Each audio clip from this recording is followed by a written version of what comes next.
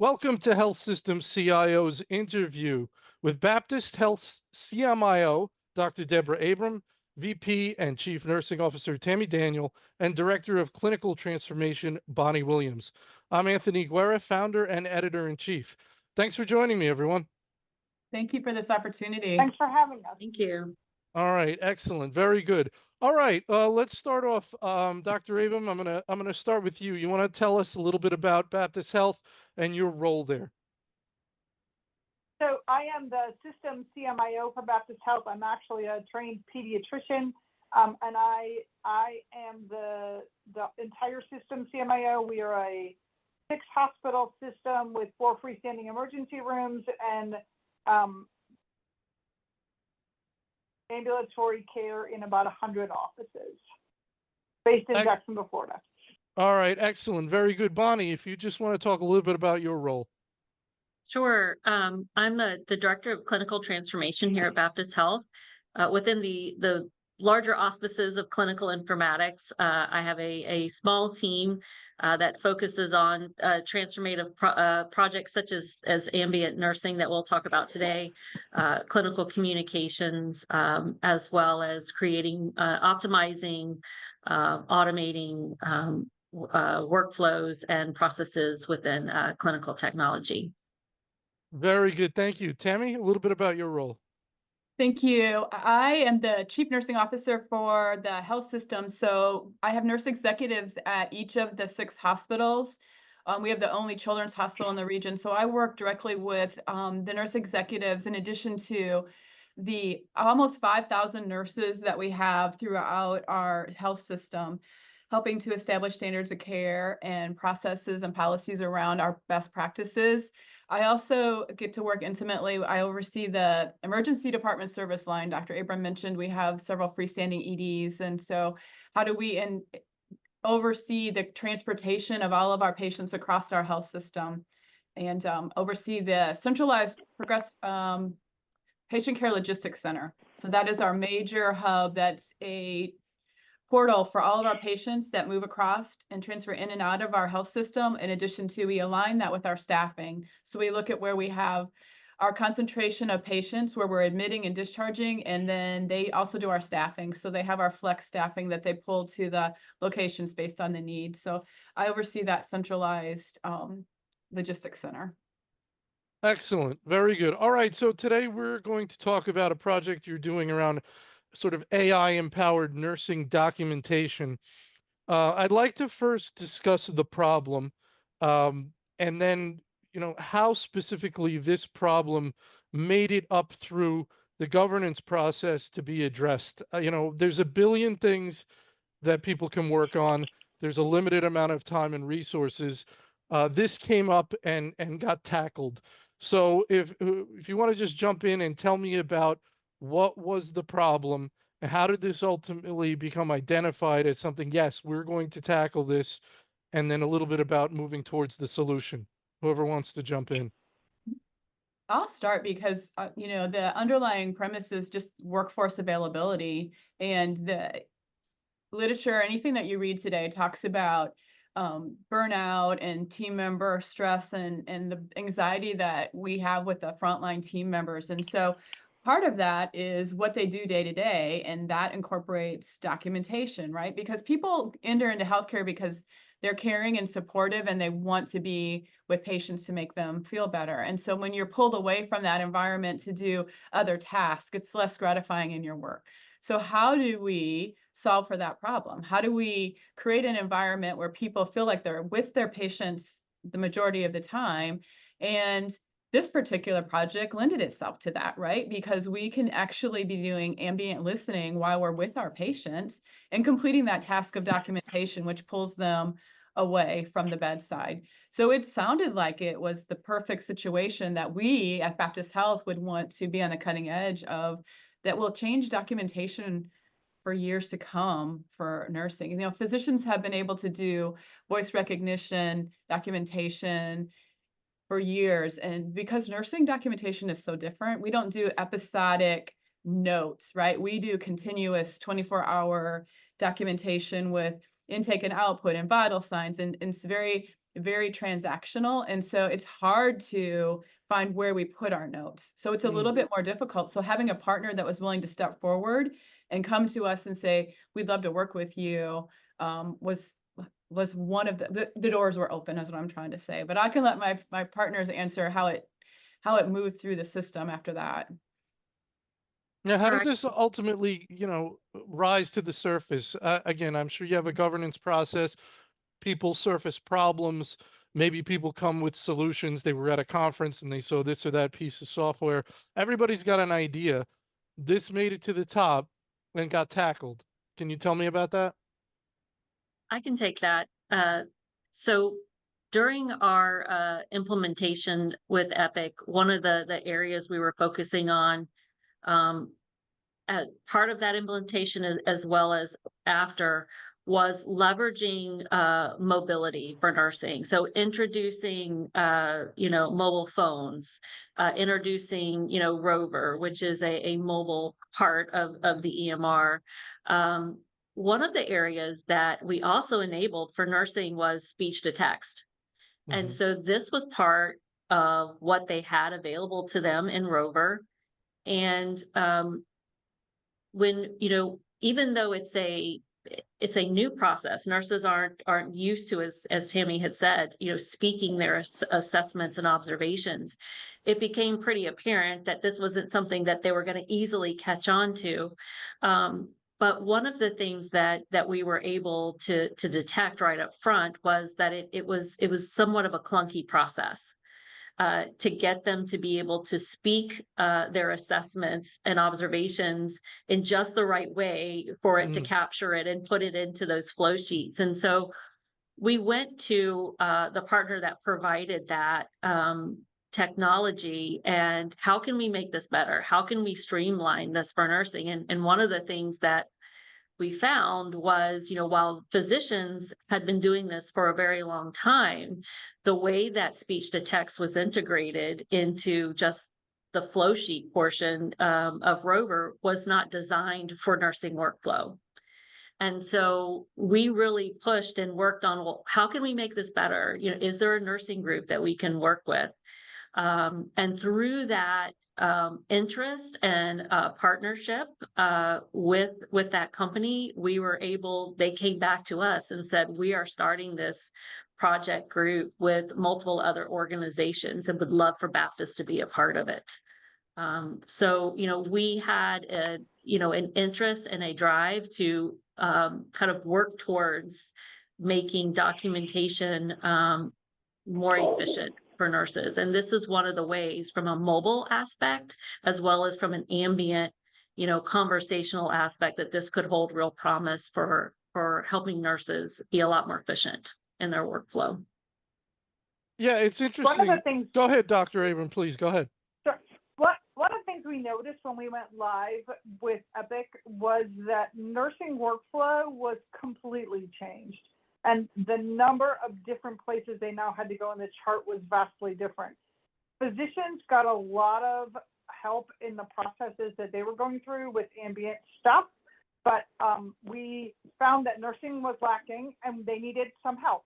So one of the things that we pushed for to be able to do this was to help see if we could get help with ambient workflows for nursing so that they could streamline their documentation and make their lives easier. The nursing challenge with our new EMR was bigger than I think any of us anticipated it was going to be. So this was an attempt to help them in their processes and give them some relief.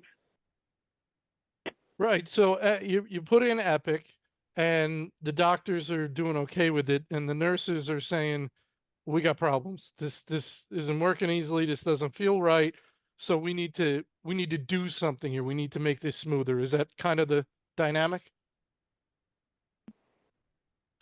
I think There were a so. lot of workflow changes with Epic from where we were with our prior EMR. And so the learning curve and the adjustment period was challenging for nursing. And this lended itself to helping solve some of those problems.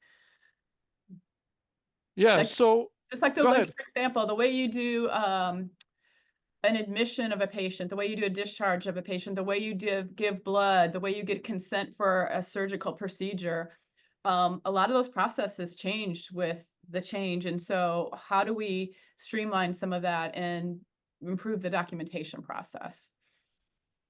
Yeah, so it's interesting. So, I mean, sometimes you have to live with a new workflow, right? Sometimes this is just part of it. It is what it is, so to speak. You just have to deal with it. And sometimes you don't. Sometimes you say, okay, we can't. This isn't good enough. We have to fix it. Does anybody have any thoughts on where that line gets drawn? Because sometimes there are things you just have to live with when you go to a new system, right? It's just, well, it's just the way it is. How do you differentiate? I think you have to look at the pain points Mhm. and figure out where you can put solutions in place to get through some of the pain points. Yes, some workflows you do have to live with. They are different, and they will become commonplace just like the old ones did. But there are some specific pain points that we can, with new technologies, make things a little easier in the process. And that's what we've done with this AI nursing project. And would you say that that sort of works through a formal governance process, meaning you put in a new system and issues surface, people have complaints, suggestions, or whatnot. Does that go through a formal governance process to decide, okay, we're going to live with A, B, and C, but D, E, and F, we're going to try and address? Yes, there is definitely a formal governance process. We have a demand management process. We have lots of governance groups set up that funnel up to an executive governance council to figure out, to prioritize what we're going to work on and what we're not going to work on, what's going to get put in and what's not going to get put in. So yes, this did come through that governance process and was decided that to help nursing with some of their pain points, we were going to push this one through and enter into this pilot. But Bonnie, we have other multi and interdisciplinary groups that look at, like when pediatrics, I think they said that some of their workflows really needed to be looked at again, even after we were gone live for a little while, right? Because they used it to your point and then found that these are the things that need further work. But so those go through another vetting process, right? Another group. Yes. And So go ahead, Bonnie. Right. So specific to nursing and ancillary workflow, we do have a clinical technology group that requests, enhancements, optimization type work does go through that governance process specifically. Where Ambient, I believe, is a little bit different, is it's a new workflow. It's a workflow that holds a lot of promise for helping to make nurses more efficient. So I think from an IT and clinical governance, it fit in with the goals of nursing efficiency, as well as transforming nursing practice.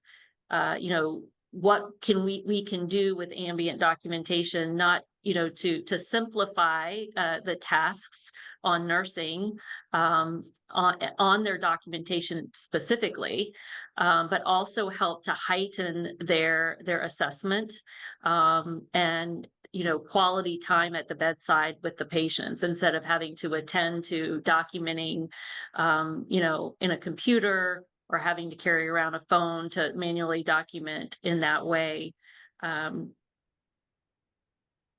Yeah. Okay. So it goes through the governance and we say these are the things we want to work on. Let's figure out how we're going to fix this.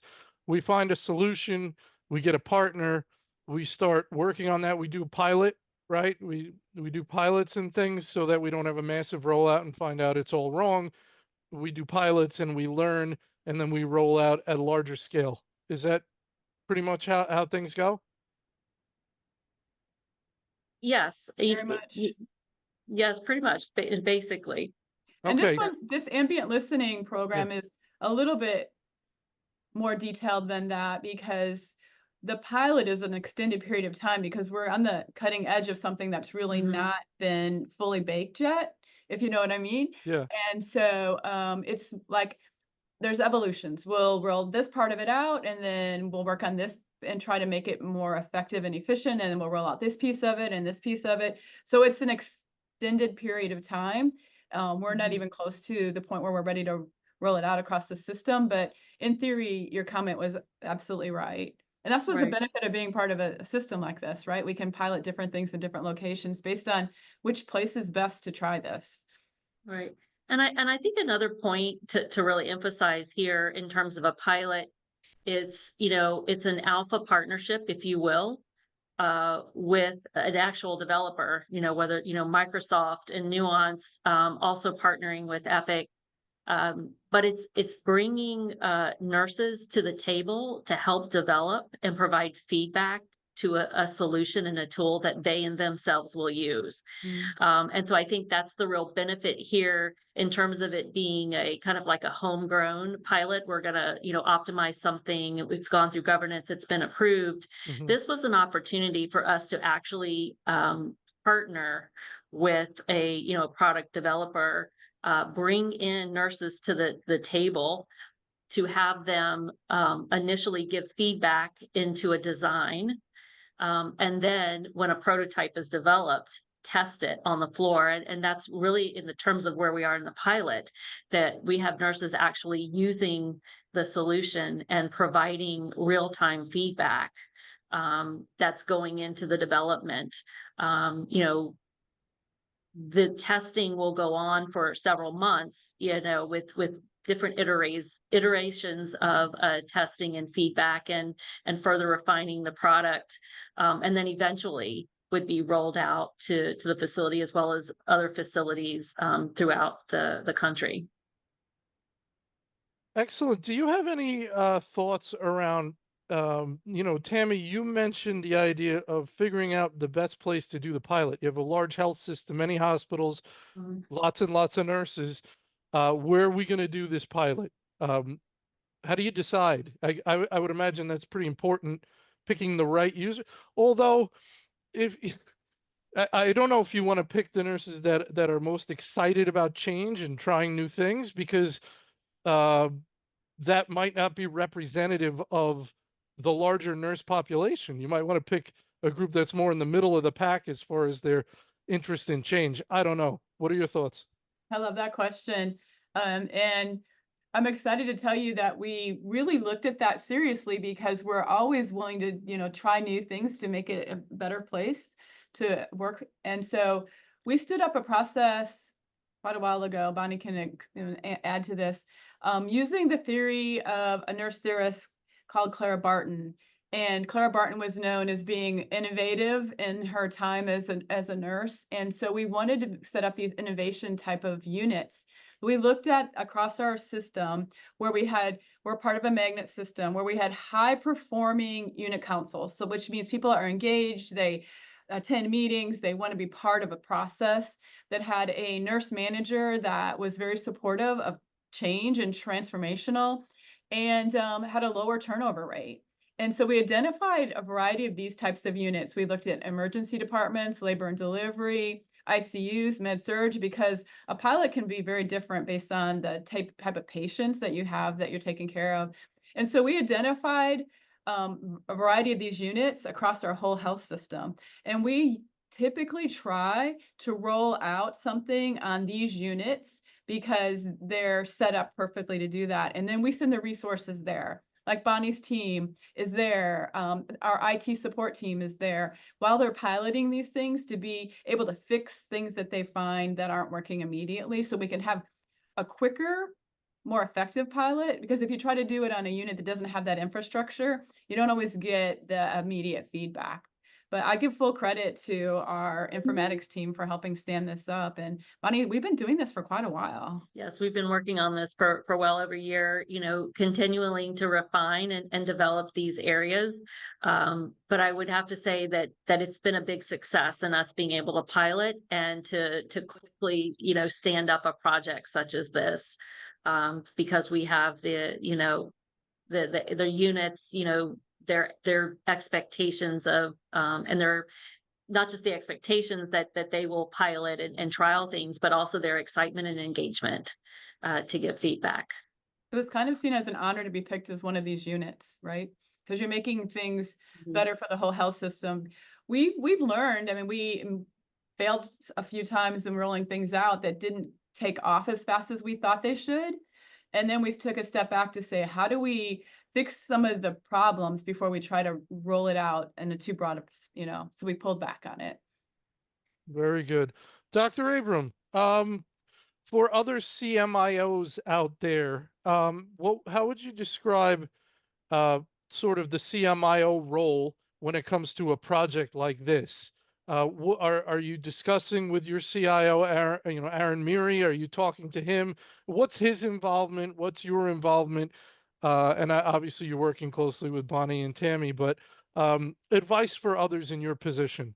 We at Baptist don't have a chief nursing information officer. We only have a medical information officer. So I serve both roles. I do have constant conversations with our CIO, Aaron Meary. When these kinds of things come to fruition, I am a voice for nursing in the informatics role. All of clinical informatics rolls up to me, from the support analysts to the transformation people to the clinical informaticists. So as all CMIOs realize, if you've seen one CMIO role, you've seen one CMIO role, because everybody's got a different way of structuring it. But communication, I am a staunch advocate of nursing, have always been my entire career. I read nursing notes. I care what nursing has to say about the patients when I'm actually practicing medicine. And so I feel like I'm not a nurse, but I certainly understand the plight of the nurse, and I'm a very staunch advocate for that. And that my best advice to other CMIOs is to be that. Nursing, patient care is a nursing physician dyad. It is not just a doctor taking care of patients. And so including nursing in the process and making sure that their lives are easier makes our lives easier too, and it's better for patient care. So I'm a strong proponent of making sure nursing is represented with all of the stuff that we can do to make their lives easier, all of the technology that we can add to make their workflows better. That's an interesting point. That we want to make sure CMIOs are not too physician focused. Do you think that could happen, Dr. Abram? That you could be, as a CMI, you can get too physician focused? Absolutely, it can happen. I've seen systems where the CNIO and the CMIO don't communicate at all. They don't even get along. And so they have difficulty making sure that the whole system runs well.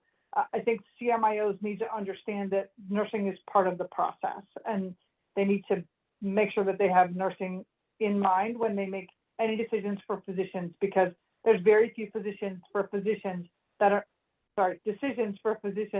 are not going to involve nursing, and just deciding that a nurse is going to do it is not often the answer. Excellent. All right, very good. Let's talk a little bit about education. We interviewed someone from class the other day, and they had discovered in some of their research that education is so important with the satisfaction a clinician might have with a particular application. So they would have two users in the same health system using the same tool, but having received different levels of education about how to use the tool. Obviously, you've got a major difference in satisfaction. The more you're educated, the more training you've gotten on a tool, the better you're going to use it, the more you're going to love it. So I'd like your thoughts there on, obviously this is, in a pilot stage, but even those in the pilot need proper education, right? In order for the pilot to really be done correctly, they need the education that a user would normally get. So you want to mimic that as much as possible. And then as you increase your rollout, education is a huge component of any of this stuff. So I'd like your thoughts on that, whoever wants to jump in. Well, I think you hit the nail right on the head. Education is so important. And even with the pilot enrolling this out, it was really important to, not only, work with the nurses on the workflow, but also how do we train to the workflow. And so we created education, a standard education videos, tip sheets, mock scenarios that we are walking through or have utilized to train nurses. And a lot of times, even, now we've got nurses say, hey, I want to do this. I want to be part of the project too. So we have to quickly bring them up to speed. I think one of the important things, with education, and, speaking to that, one person has this experience and another one may have a totally different experience, is, really making it, aligning it with the workflow. So making it scenario-based type workflow. And that's part of what, as we're walking through this pilot and this project is, how does this product best lend itself to nursing workflow? So I think in terms of education, it's defining it in a scenario-based type workflow, so that it's in line with actual nursing's actual workflow. And the other part I would say is, and we alluded to it earlier, is this is somewhat of a practice shift in nurses ambiently speaking their documentation. And so we're going to need to find ways to better train that type of workflow. And we were actually talking about it today with the project team. Is it elbow to elbow, going into the patient's room, and that being part of a, kind of a preceptor, show one, do one type thing, versus watching videos. But in all, it needs to be standardized and, again, tailored to the workflow for the nurses. I would just add, and Bonnie commented on this, which I was really happy to hear. Education is one piece of a change, but I think in this big transition, change management to me is as significant, if not more, in making people comfortable with the fact that they're uncomfortable, because we're asking them to do something that none of them have ever done before, and that we're all learning together. This is a pilot not only for us, but for Microsoft and Nuance too. And we're part of this bigger picture, and helping them to be excited about it and encouraging them to keep trying, even if they feel it's clunky or that they're not doing it right or they're failing. So a lot of positive reinforcement, a lot of this is something that you're helping do for the future of, clinicians everywhere across the world. And just that piece of it is, to me, as important as the education around how do you do the process. It's about why the process is so important. That's a great point, Tammy. And also I would imagine that, you mentioned change management as being a larger issue, education being one component of that. Also, I would imagine one component of that is going to be measuring use or measuring efficiency with the tool. And then you can identify, well, Nurse Sally is just struggling. We can see there's a metric where we can see she's taking longer than everyone else, or there's this cohort of nurses that are taking longer. Let's address that with some additional training. Is that how it works? Is that? Go ahead. Exactly. Yeah. Yeah, that's exactly how that's working today. Actually, we do have a metrics, a dashboard that we're able to collect number of recordings, who's doing the most recordings, quality of those recordings that we're able to look at. And then, talking with and touching base with those that are the nurses that are participating in the project, and then getting their real-time feedback.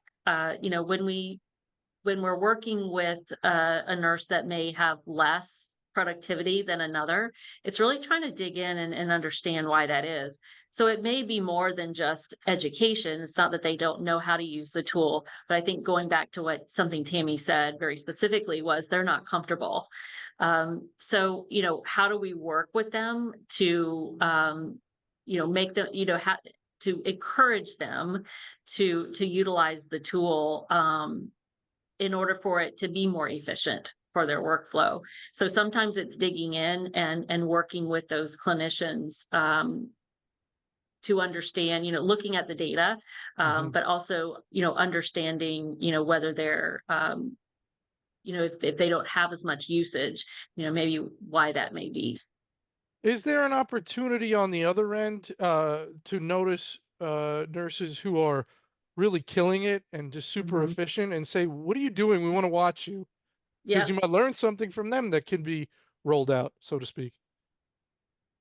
And we're also taking advantage of that. So keeping an eye on our superstars, as we call them here, understanding how they have incorporated into their workflow, how, they get really excited about it. And, it's a lot of times it's getting them from a point of, okay, I'm not quite sure what this is supposed to do, how it's really going to help me, to actually start using it.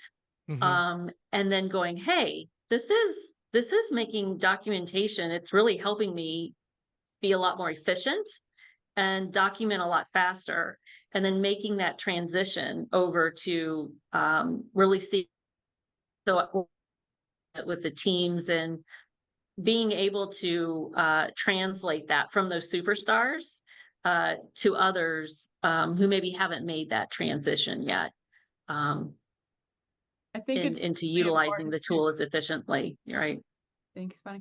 I think it's really important to not only to highlight the superstars, but recognize them and celebrate them. One of the things we've talked about in this opportunity that we're doing right now is on a daily basis, look at who the high performers are and our changes shift huddles, recognize them and have them speak a little bit about, yeah, I tried this today and this is why it's working so much better. And that peer-to-peer influence is more powerful oftentimes than anything that we have, because they both trust each other, right? And they know that you know exactly what it is like to do my job, so I should try what you tried. And so that's really helpful. And then the presence of the leader being visible and encouraging and lifting people up. That visibility, if you're going to do something like this and go through a change, is really important. Very good. Dr. Abram, I want to ask you about AI. AI is everywhere all the time. It's everything's AI and AI is everything. This is AI to whatever degree it's AI, say it's AI, there's AI in there, whatever that means. And I don't, I'm sure it is. You as the CMIO of the health, everybody's coming to you, they want AI. Give me AI. So they think it's going to solve everything, right? Or I don't know. How are you processing this? How are you processing this whole AI thing and managing it? And again, advice to your peers is what I'm looking for. So we have an AI governance group that we stood up so that because all AI is not created equal, and every product you look at today has some sort of AI component, and all the docs get talked to from their groups that we have this cool bell and whistle that you need that has AI that will fix all your problems. So we stood up an AI governance group to be sure that we aren't having AI make medical decisions. We need to be sure that it's being used in the right places. We have gone down the path of AI generated in-basket messages. We are starting down the path of AI generated summarizations, but making sure that make sure everybody understands that when AI generates something, you need to read it. You need to sign off on that. That's not just something that you should just pass through. It is speaking for you, and you need to be sure that that is exactly what you would be saying. So mostly we have done this, choosing the pieces has been done through a pretty strict AI governance group. That includes risk and legal and compliance and physicians and nurses. And the data people. That's my advice with AI. And it's a great point, that reminder that you can't say the AI did it. You're ultimately responsible. It's still you. Yes, exactly. And we set up those expectations with our groups who are going to utilize AI pretty early on. I have spoken to several CMIOs who who started AI projects and then abandoned them because nobody liked them. And we have to set up the expectations that this is not a panacea. This is something that you're going to have to pay attention to. And people thought it was going to be a panacea. This was going to fix all our problems. They're going to write all of our in-basket messages and send them back to the patients. And we have to process. We have to look at that. You know, So I we also have been very successful with our pilots. That's good. I also get the sense that on the other end of the spectrum, it's not something you can write off. So, for example, if you use something with AI and you don't like the result, you think this isn't the quality I'm looking for, or this didn't summarize what I know this conversation to be, or it doesn't make the grade, things change very quickly in this area. So maybe it's not ready, but 6 months from now, it may be. So you don't get to write it off and walk away forever. Does that make sense? Absolutely. No, AI learns as it goes, and it could be bad in the beginning and get better over time, even with the same process and the same generator. So AI is always evolving, and I personally believe people who are writing off AI are selling them their process is short. I think AI can be very helpful. And it's funny, I talk to some docs who say, oh, I don't trust AI, I'm not going to use it at all. And I think, ooh, you're going to be way behind. I think we need to embrace it and then figure out how to make it work for us. Makes total sense. I'm going to go around the horn and get a final thought from everyone. And what I'm looking for here, as I've phrased a couple of questions, is your best piece of advice for someone in your position at a comparably sized health system. So your peer across the country doing the same type of work you do. What's your best piece of advice on the particular project we've discussed today? If they would like to go down this road, try something like this, what's your best piece of advice that you've learned so far? Bonnie, I'll start with you. Sure. Engage your end users from the very beginning. Bring nurses into the table. Work with them. They understand their workflow. I think this is something that we don't do. I say we, but that's not done enough is bringing clinicians, nurses to the table to help build solutions that make their workflow more efficient. I would say that's, one of my biggest pieces of advice, is to engage the end users and let them help drive the development of the solution. Very good. Tammy? I would say that one of the lessons learned in this transformation is that it's really a lesson on we hear you. The work that you're doing is so important, and we are listening to you. Just very similar. Remember that transformation in healthcare is necessary. Transformation in the world, this is my favorite saying, transformation is necessary or we never would have butterflies, right? And so the current state of a situation won't get you where you need to go. And so there is never going to be a stagnant time in healthcare. And so for people to feel comfortable, I like to say fail fast. If something's not working, learn from it and move on. And it's okay. If you're not attempting to fail occasionally, then you're not going to be able to change the things that need to be changed. And just be visible. And that's what I commented earlier. I think that the visibility of having the leader present as their team members are doing these important pieces of work and that you're side by side with them is super important. Fantastic. Dr. Abram will give you the last word. So I have a couple of things. One is don't be afraid to fail. I agree with Tammy completely. Don't let perfect get in the way of good enough. Sometimes we all tend to make it all. We have to get it all ducks in a row before we get started. Jump in and get started and get this going. The other thing from a CMIO standpoint is understanding that in this kind of a project, this is so out of the realm of how a nurse practices. Physicians using AI, we're just going to turn something on and we're doing it anyway. Nurses don't talk through their processes. They just do them. So understanding that this is a different kind of project from a physician standpoint, understanding that nurses work differently. Understand your nurses. That's such a great point. That's such a great point. That was absolutely wonderful. I want to thank you all so much for your time today. I think our readers and listeners are really going to learn a lot from this. So thank you all very much. Thank you. Thank you, Anthony.